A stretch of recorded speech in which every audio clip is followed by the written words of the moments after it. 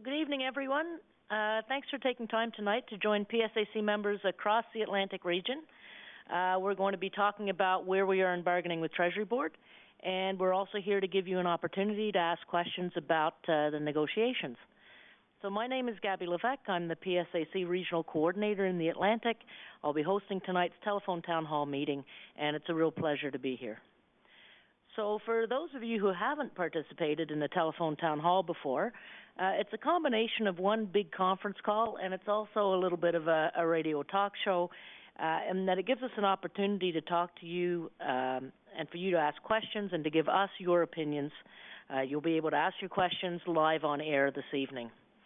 So if you have a question, just press *3 on your phone. Let us know you'd like to ask a question live on this call. So tonight we have a couple of guests with us to talk about what's been happening at the bargaining table with Treasury Board and to answer your questions. But before I introduce them, remember you have to press *3 on your phone if you want to ask them a question on air tonight. So we have Atlantic Regional Executive Vice President Jeannie Baldwin with us on the call, and we're going to hear from Jeannie in just a moment. As well as Jeannie, we have PSAC negotiator Gail Lem on hand to help answer any questions you may have.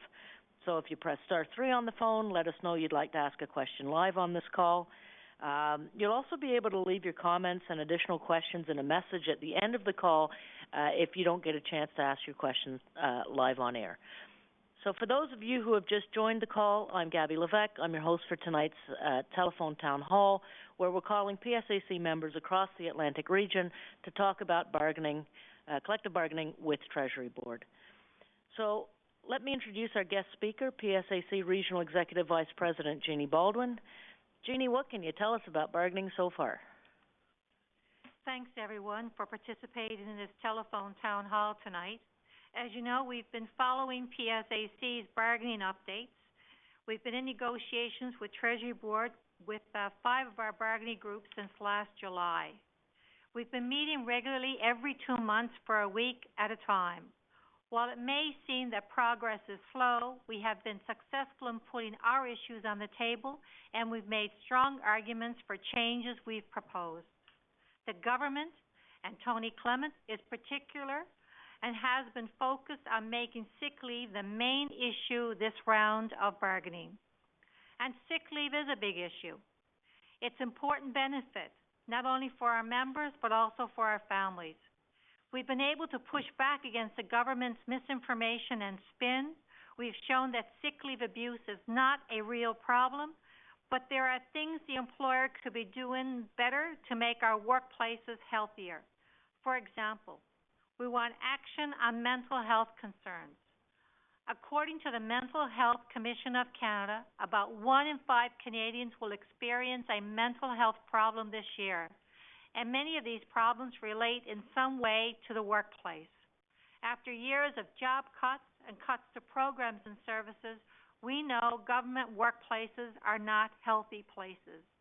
The objective of our proposal is to implement the recommendations contained in the National Standard for Psychological Health and Safety in the Workplace.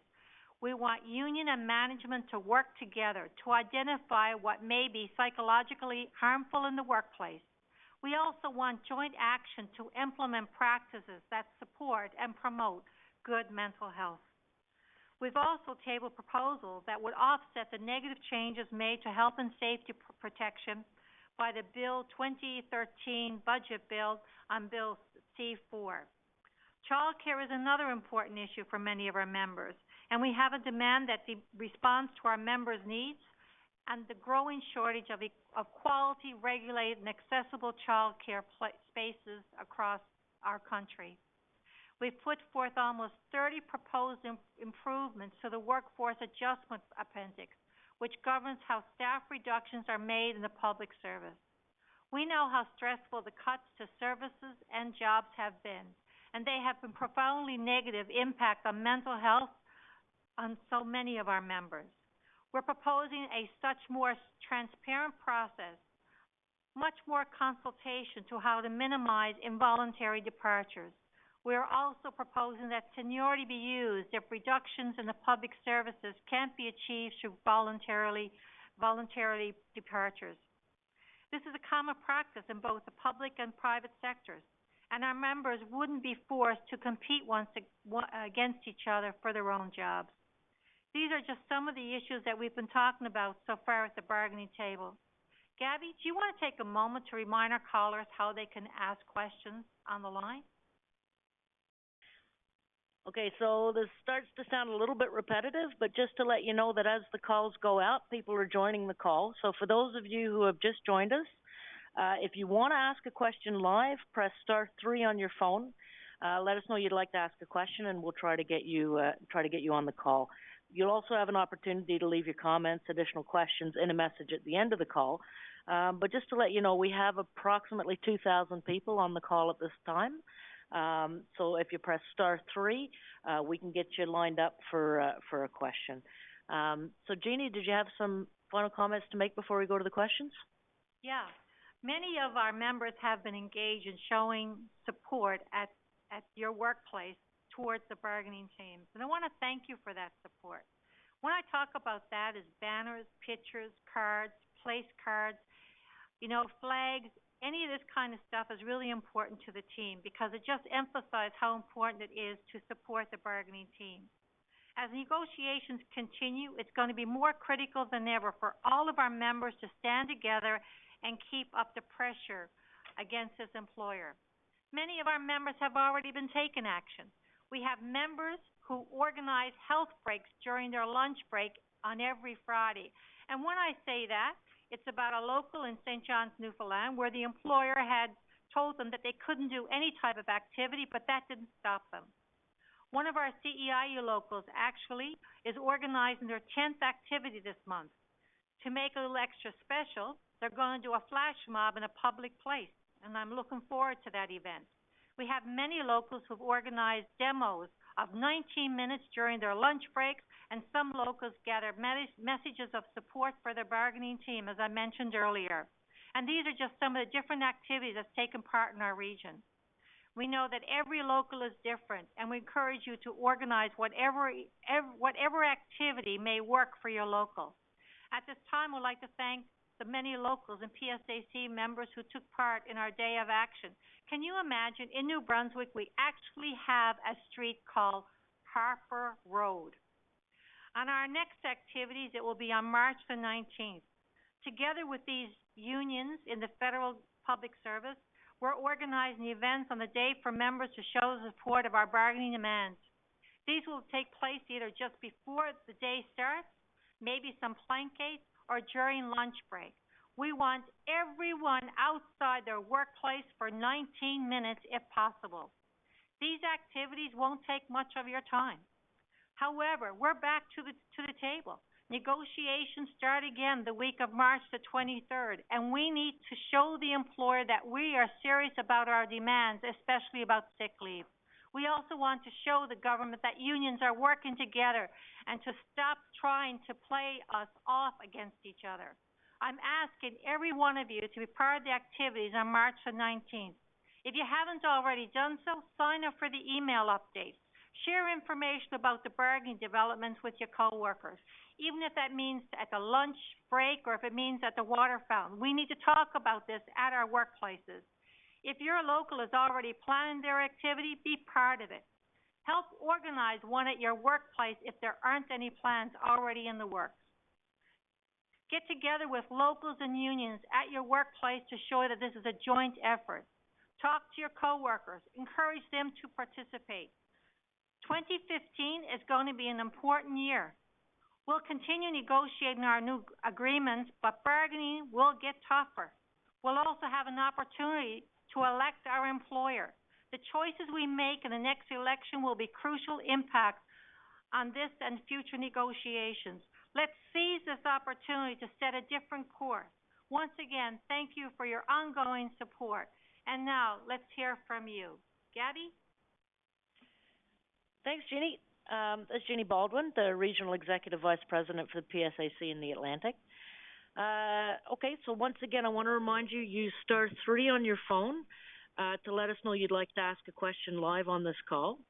And you will have an opportunity to leave comments and additional questions at the end. For those of you just joining us, welcome to our telephone town hall about bargaining with Treasury Board. We have now several thousand PSAC members from across the Atlantic on the line, and we'll be going to your questions live in just a couple of minutes. Before we go to the questions, we're going to do a quick poll. When we've done previous town halls, people seem to like this, so we'll do this before we go into the questions just to give any final people joining us a chance to get on the call. So here's our first question. So we're going to ask you a question, and you're going to push a number for your answer, but you might want to wait until you hear all the options before answering. So here we go. The first question is, what have you been doing up to now to support these negotiations and your bargaining team? And it's not just a time filler here. We really do want you to take this seriously and let us know what you've been doing, because it helps to give us a sense of what kind of materials we can provide you with out in the region, and what kinds of activities you enjoy participating in, and what you'd be prepared to commit to. So press 1 if you've signed up for email on bargaining updates. Press 2 if you've worn a sticker to show your support. Press 3 if you've taken part in an activity at your workplace to support the team.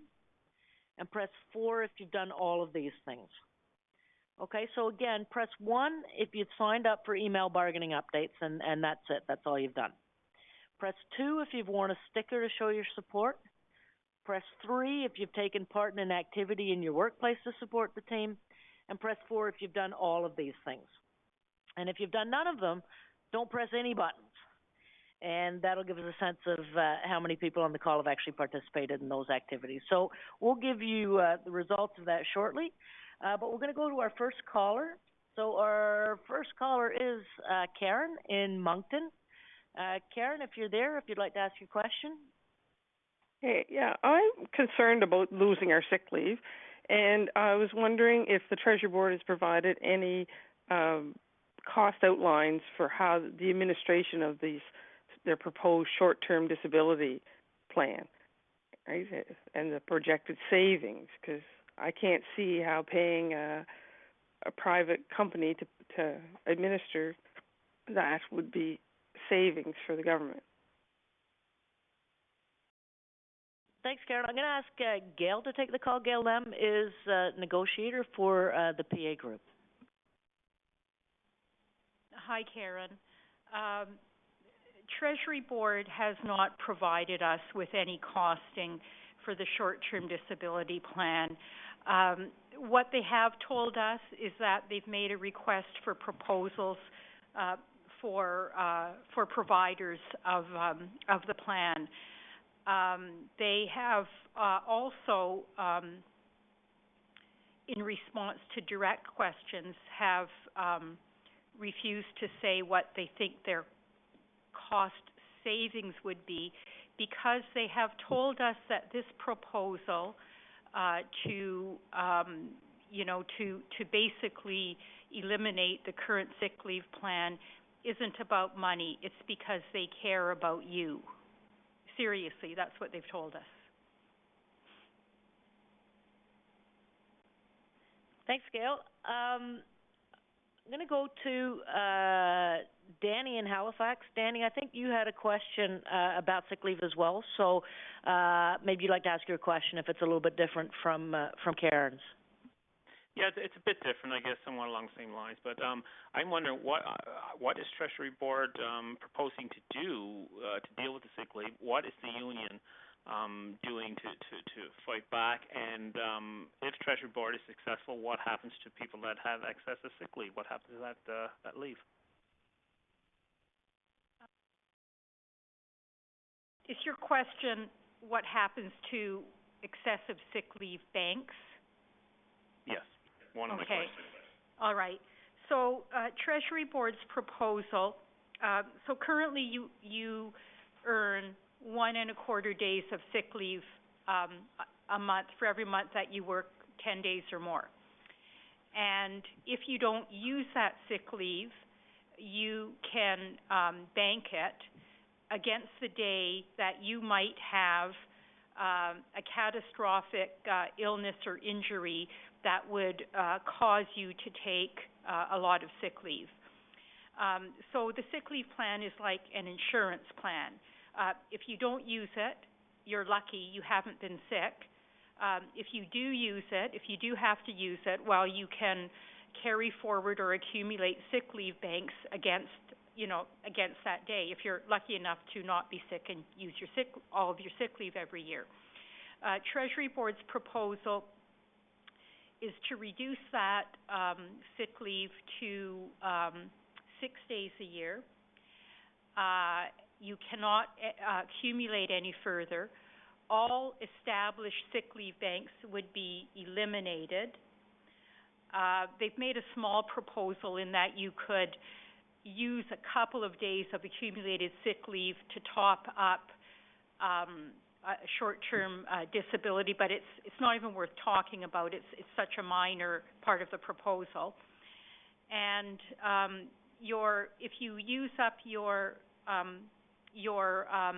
6 days of sick leave, you could then be off sick for a week without pay before you would go on the short-term disability plan, which would pay you about 70% of salary as opposed to the 100% of salary you would be getting if you used your established sick leave banks.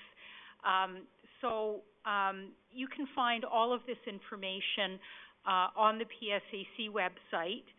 It might be worth, reading through to familiarize yourself with where your employer is actually trying to go.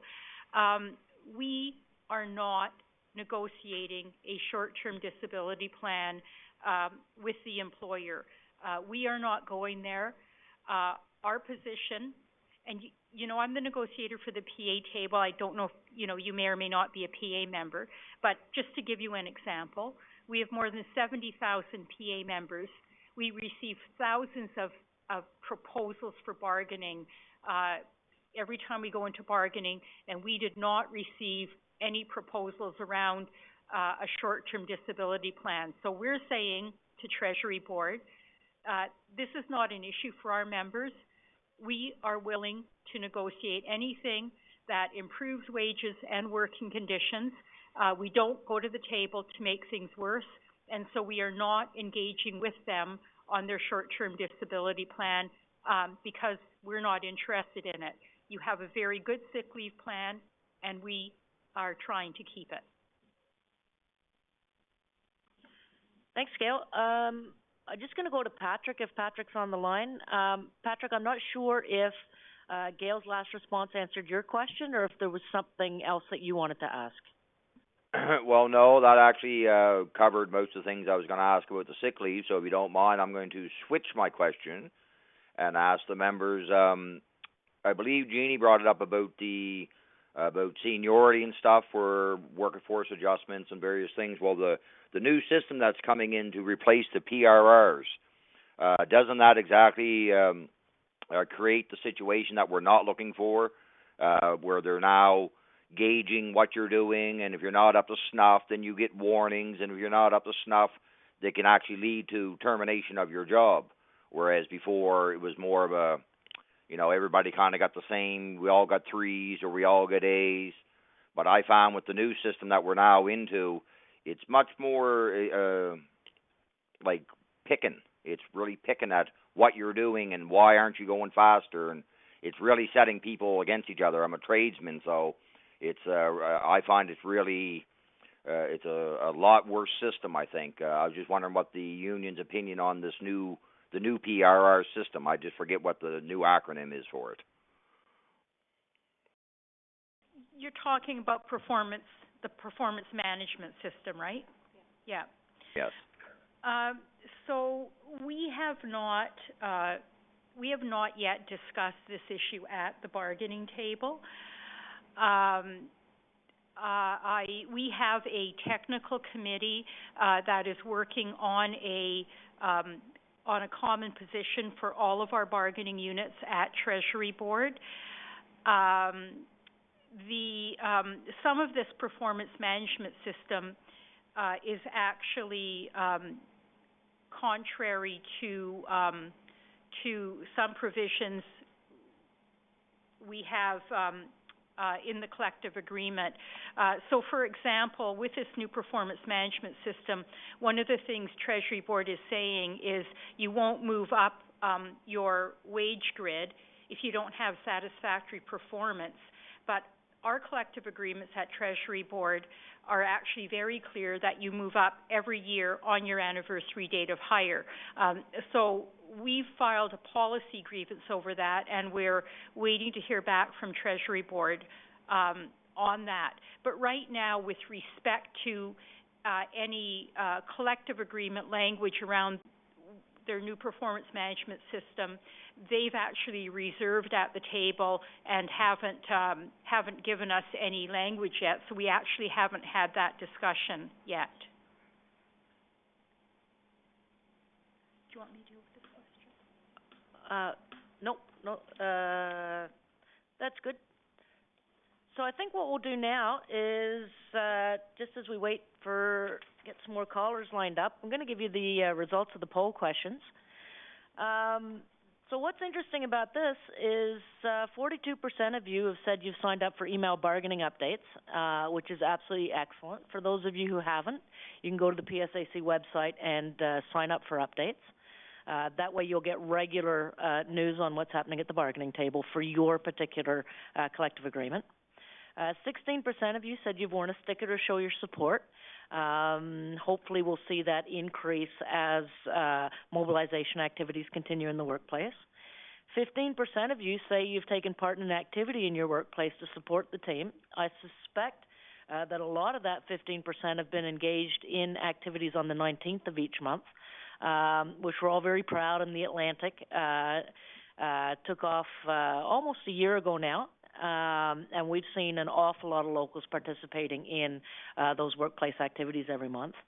And 27% of you said you've done all of these things, which is really kind of neat because that doesn't leave anybody on this call who hasn't done something to support their bargaining team. And obviously we're really pleased to see that. Want to remind you that if you want to ask a question to either Gail Lem or Jeannie Baldwin, you can do so by pressing *3 on your phone. Going to go to another caller here. We've got Michelle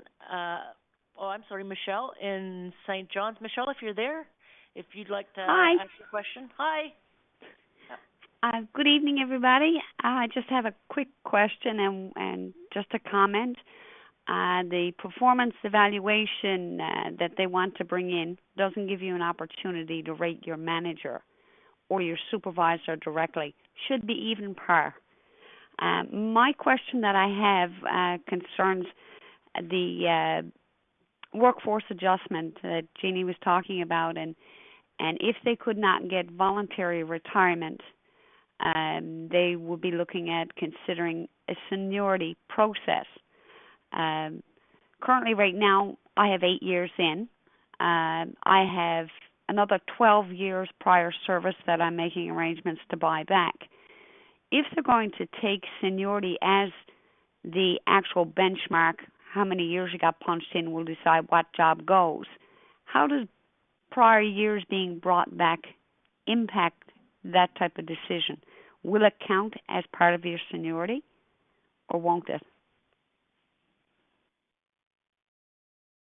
Okay, so the problem, Michelle, is that we got a lot of head shaking happening here. The problem with asking really specific questions on issues like you've done, it requires a lot more information than probably you can give us on the phone. These are individual examples of how collective agreements, and particularly WFA language, will affect individuals.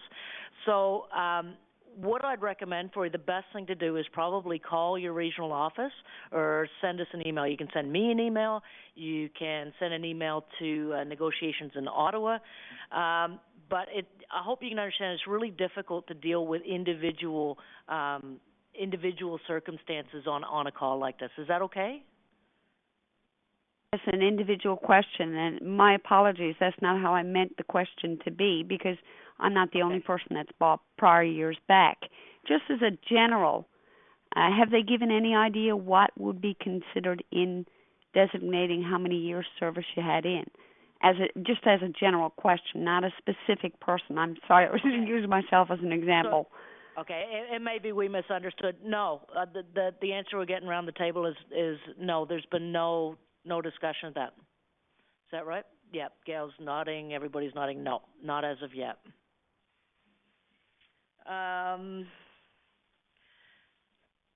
Yep. Hang on, Jeannie. Michelle? Oh, okay. So this is just a response to Michelle. She was asking a question about the seniority. And what I would suggest, if she has any suggestions of how we could work that into the next round of negotiations, or what we're trying to do with negotiations this round to do with workforce adjustment, we have a common issue table on workforce adjustment. So if she can send some of those ideas to me, it would greatly be appreciated, and we would look at it. Thanks, Michelle. Thank you, Jeannie. Got a question from Kathy in Dartmouth. Are you there? I am.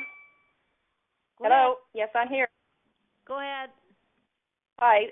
This question is for Gail, I think, because I think we've had some discussions over this. Can you speak to the negotiations with regard to the CF time and the fact that it counts not only for accrual purposes for calculating the vacation leave credits, but Treasury Board has determined that it also counts for the scheduling of vacation leave?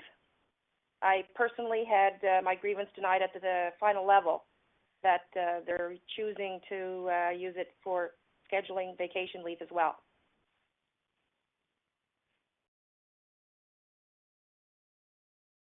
Hi, Kathy. This really irritates me. I know it's happening everywhere, and it's happening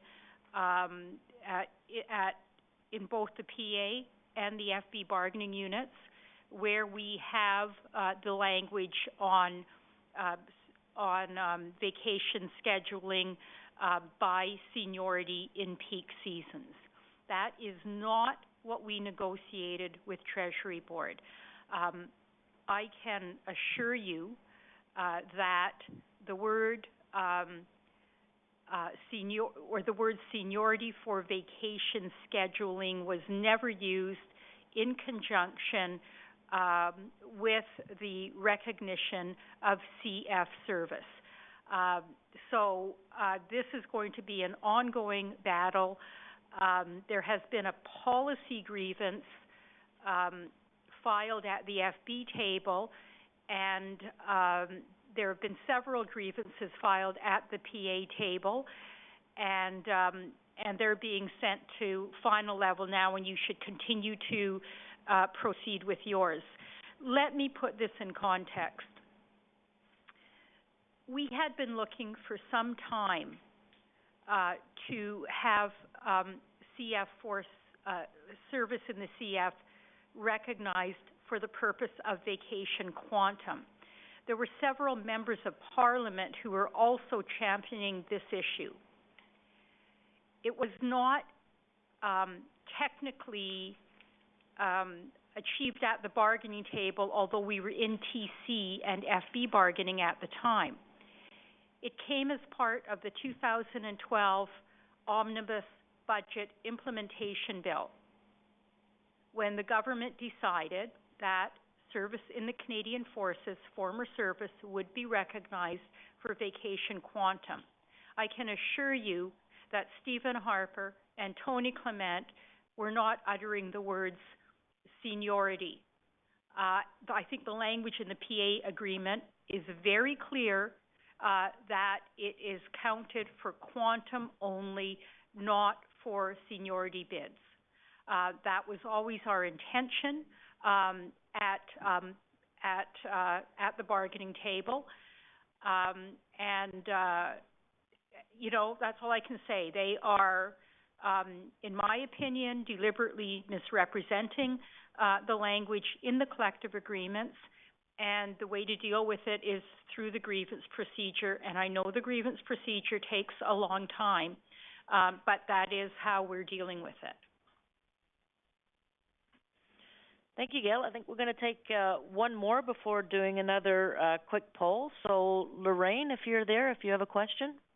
Yes, I am. Hi, how are you this evening? Good, thanks. Good. What I was wondering, we had an update from one of the brothers with the TC bargaining team at our AGMs a couple of weeks ago here in Newfoundland, and some of the questions that were raised there were around when the bargaining teams anticipate moving out of the non-monetary and moving to monetary. And at that time, we were told that there were still quite a few non-monetary items that were still being discussed at the table. There was a bit of nervousness at the AGMs and wondering if at some point, given that we're not willing to talk about sick leave because it's not our issue, and I love that, I understand it, and I think it's great, but are we pushing Treasury Board, and do they reserve the right, and can they come in any time and say, okay, we're done, here's our final offer, before we even get to any of the monetary pieces that we're hoping to get to?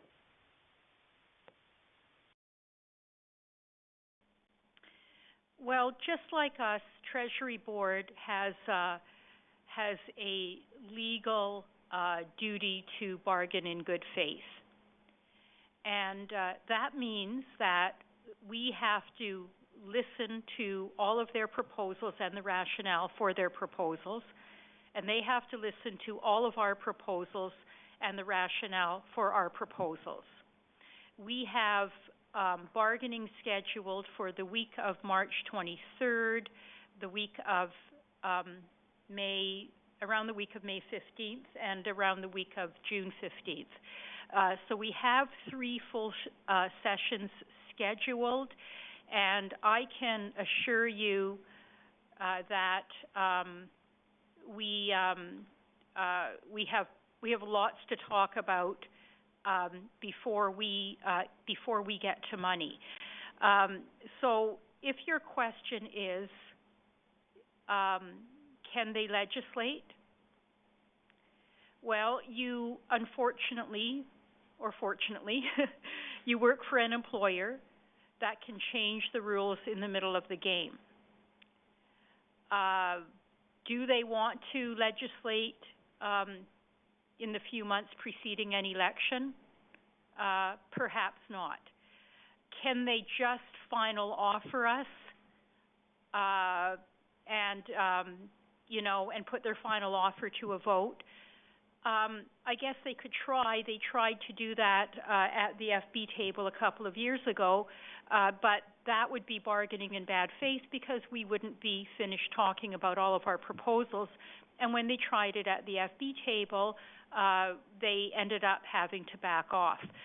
So I certainly think that we, are going to have time to talk about money issues, unless something happens like legislation. Now, let's just talk about that for a minute. I don't have a crystal ball any more than you do. Do I know whether or not that will happen? No, I don't know. But here's what I know. Although you work for the government, so it can have the ability to do that, but you also have the ability to do something, all of you on the phone, that many of us or many other Canadians don't have, and that's the ability to elect your employer. And so, my message to you, and I have been saying this at meetings across the country, and I mean this most sincerely. I bargain for a living. That's all I do. I don't know how many collective agreements I've bargained.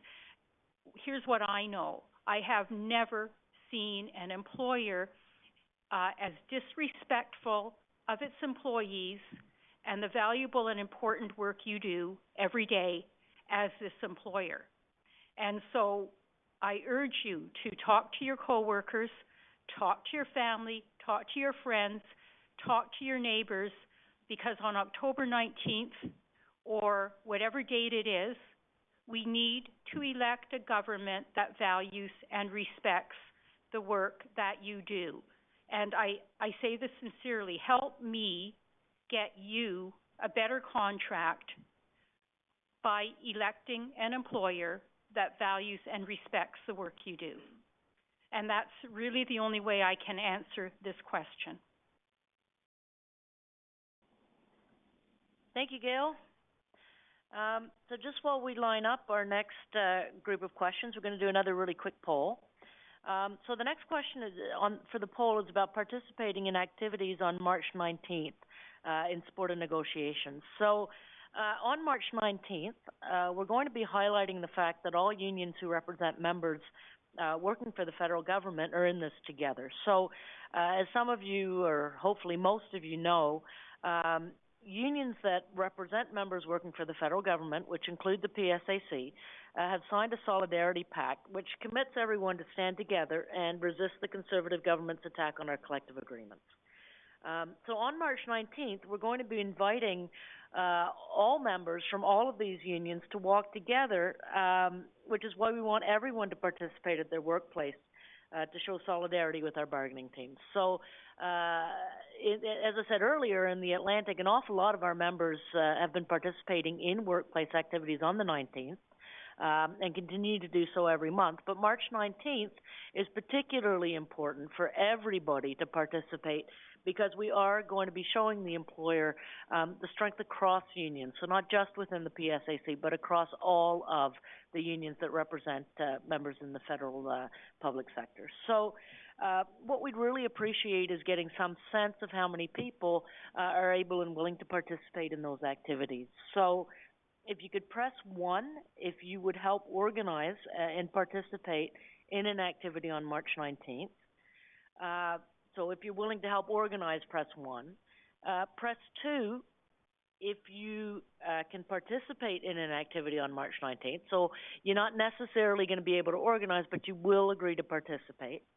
Press 3 if you can't or don't want to participate in an activity in support of bargaining teams on March 19th.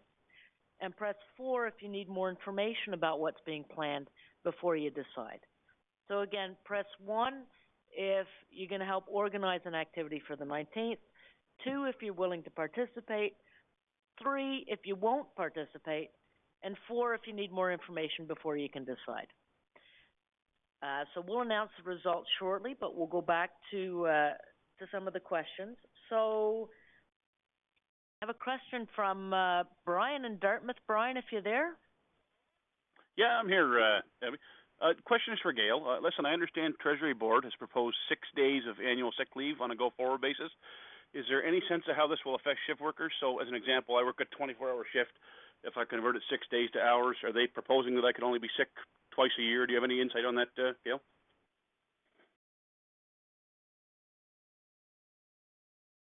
Hang in there, Brian. They're just having a look. I just want to repeat, Brian, that we don't intend to go there. But I think the answer is that it is I'm looking at a research officer, but I think the answer is that it's the equivalent of 6 days.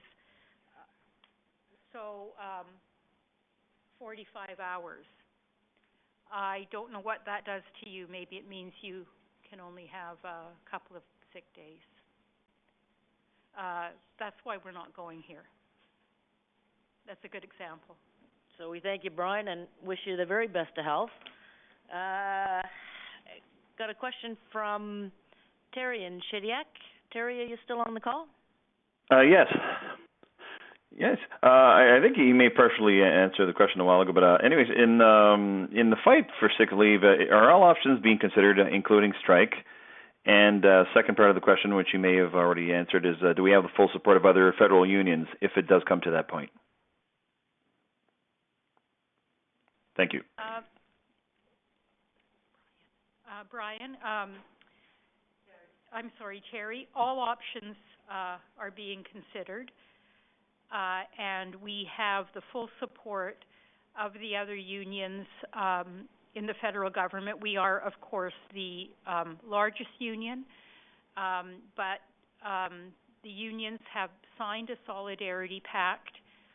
The presidents of our unions are meeting regularly.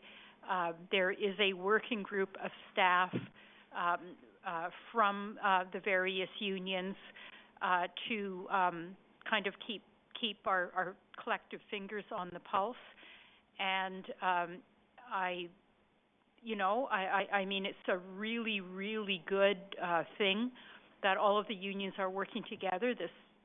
maybe should have happened a long time ago, but it's happening now. And I think that there will be a lot of conversation and collective decision making on any major action. So I think you'll see that all of the unions are in this together. Thanks, Gail. And just a reminder that if you want to ask a question of either Jeannie or Gail, you should push *3 on your phone, and we'll put you in the queue to ask a question. So Gord in Mount Pearl, are you still on the call? And if you are, go ahead, ask your question. Yeah, I'm here. Can you hear me? Yep, go ahead, Gord. Okay, so my question is, do we have a commitment when it comes to the sick leave, a commitment from the opposition, Liberals and the NDP, that if they were elected, they will not touch our sick leave? And if we don't have that commitment, do you think we should get one? Gordon, this is Jeannie. Thanks for the call and thanks for the question. I really believe one of the things that we should be doing is going to our MPs right now in each one of our ridings and asking what their position is and see if they're willing to stand up for us to fight for our sick leave.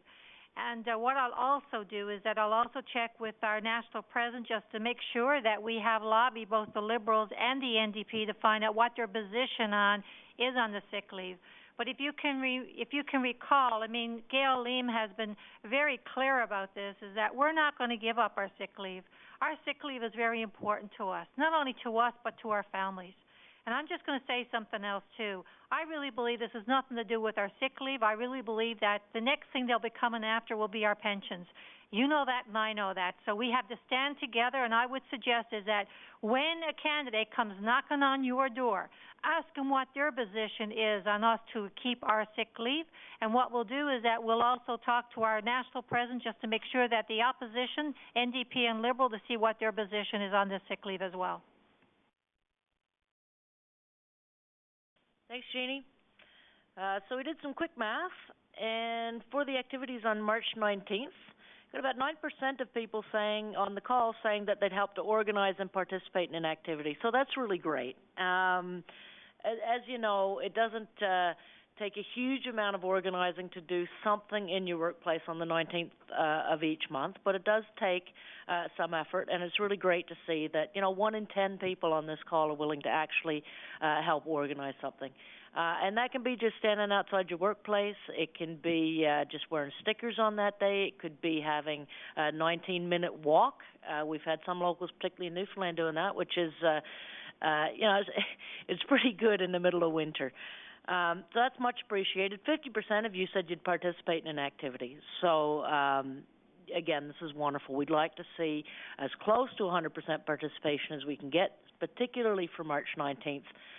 Because it is sending a message to the employer that you're not just dealing with one union, you're dealing with 17 unions, and they're all committed to fighting any concessions in their collective agreements. We've only got 8% of people saying they would not participate in an activity. I'd like to think that 8% of people on this call have a medical appointment that day and won't be at work. I'd like to think that there's nobody on the call who's not prepared to participate in some kind of activity in the workplace. Particularly because it's so important for our bargaining teams to know that they've got the support of the membership on the ground in the workplace.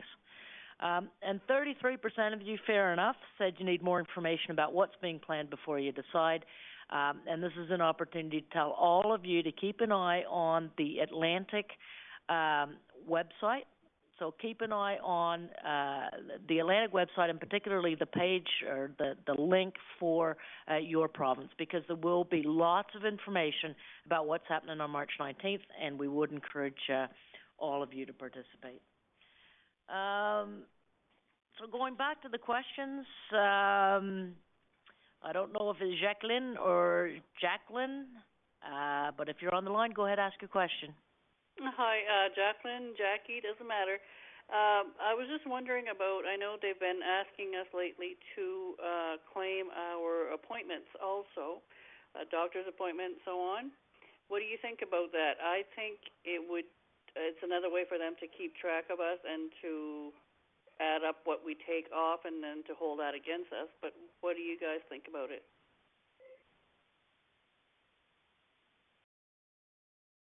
I just have a question of clarification, Jackie. What do you mean claim it as sick leave? Not as sick leave, but to write it down on our Hermes every time we have an appointment and so on. Okay, everybody here is looking completely confused. So just for you, Jackie, why don't you call me at the office and we'll go over it, because everybody here is looking really confused. Unless you can give a specific example. Is this ongoing appointments you're talking about? I'm sorry. Appointment. Hello? Hello. Sorry, we're not trying to avoid the question, but it's very difficult to go back and forth with this format because of the technology for the call. So I'm hoping not to lose you. But maybe, Jackie, you could give me a call at the office because I'm getting a lot of puzzled looks. Is that okay with you if we can get you back? Know what the union thinks about us doing that and if they want us to do all one way, but I will call you and you can explain it. That would be most excellent. You can find my phone number on the website as well. Perfect. In Halifax. Thanks, Jackie. Thank you. Okay, we have a question, and we're getting close to the end here. So just a reminder that anybody we didn't get to, if you want to ask a question or leave a comment, we encourage you to do so after the call.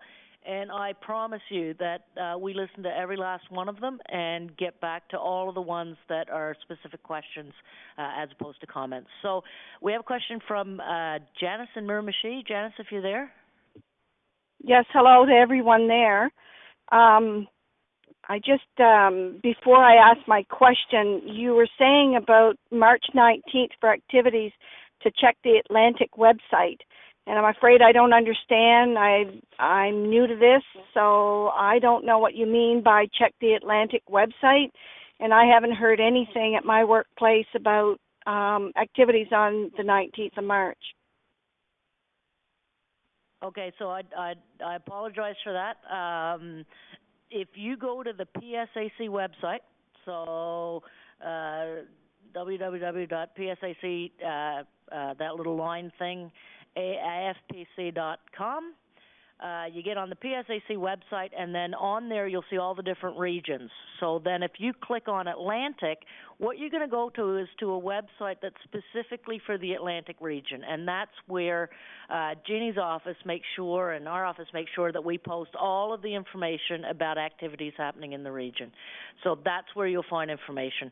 And the best thing I can say is that if you haven't heard anything in your particular workplace about activities on the 19th, there's one or two problems. Either the communication from your local isn't as good as it should be in terms of informing you of what's going on, or what's just as likely is they're looking for volunteers just like you to be the first to go and organize an activity in the workplace. So I would strongly encourage you to go on the website and also go talk to your local about getting involved in those activities.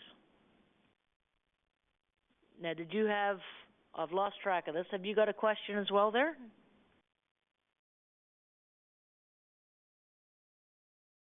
No, looks like we've lost her, so we're going to move on.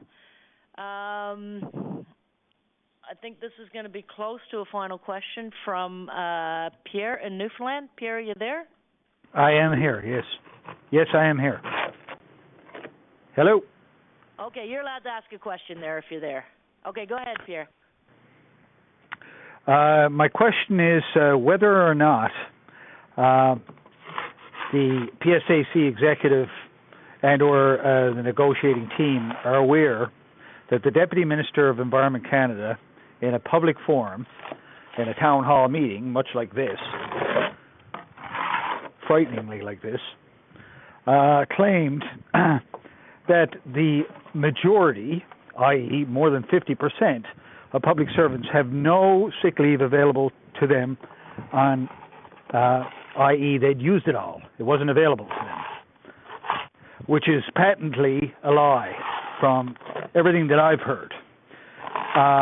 The response to that comment was disbelief and questions. Of course, we're unable to verify that. We don't have that information. But I would imagine that through research conducted by PSAC some answer to that might be made. And it's my belief and that of others that it is misleading. It's a misleading statement on the part of senior management, which should be addressed. Okay, hang on. Gail?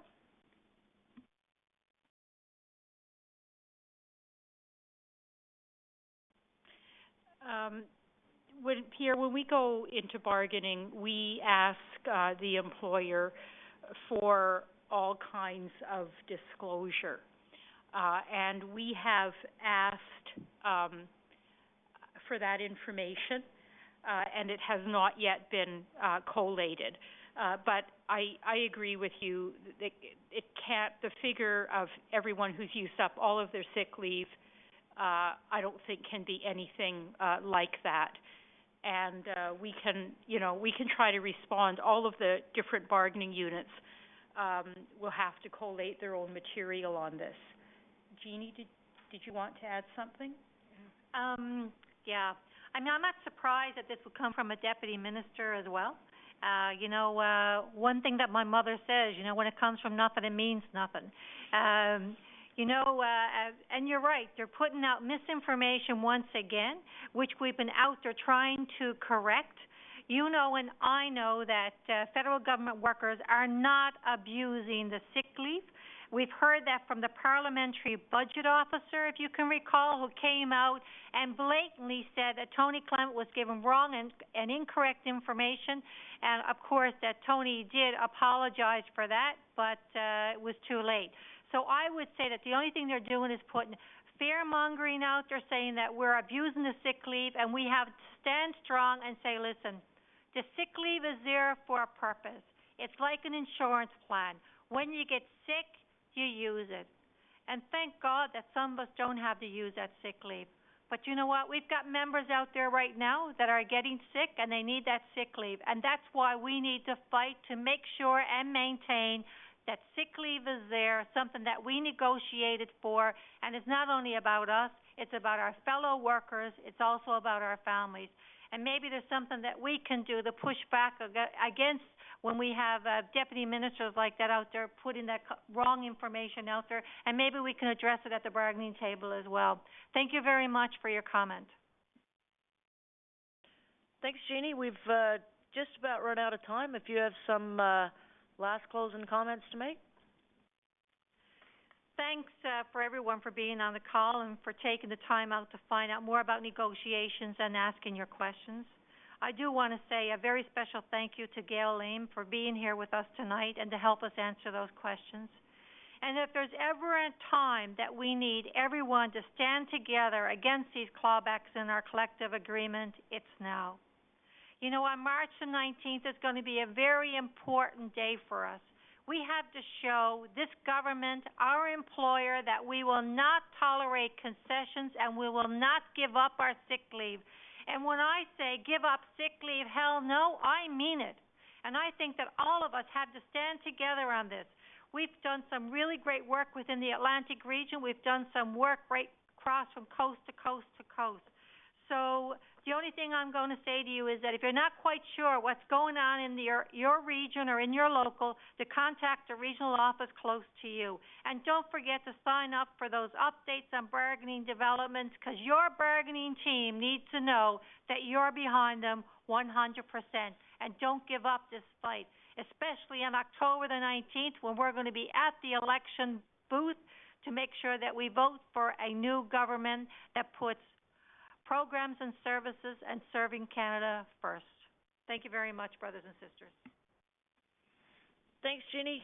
So thanks to everybody who took the time to get on the call. I know you would have rather been shoveling your driveways tonight, but we really appreciate you getting on the call. We will be having more telephone town halls.